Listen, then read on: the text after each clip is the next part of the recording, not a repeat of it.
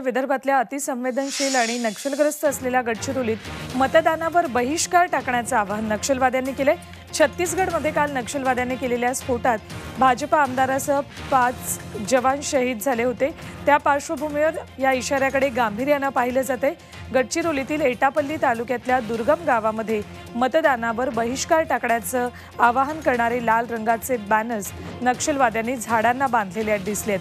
छत्तीसगडमधल्या दंतेवाडा परिसरात ज्या ठिकाणी नक्षलवाद्यांनी हल्ला केला त्या ठिकाणाहून गडचिरोलीतील हा परिसर फार दूर नाही।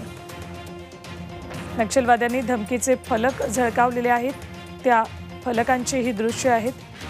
काल ज्या ठिकाणी छत्तीसगडमध्ये दंतेवाडाचे आमदार बस्तरचे आमदार मंडावी यांना गोळ्या घालून ठार केले नक्षलवाद्यांनी, त्यापासून हा परिसर फारच जवळ आहे। अधिक माहिती जाणून घेऊयात आमचे प्रतिनिधी दीपक भातुसे यांच्याकडून।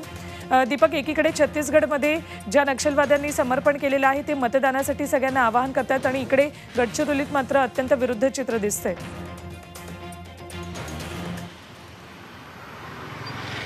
सुवर्ण, 3 ते 4 दिवसांपूर्वीच आपण या परिसरात जाऊन आलो होतो, तेव्हा नक्षलवाद्यांचा कुठलाही इशारा या ठिकाणी मतदानाचा नव्हता।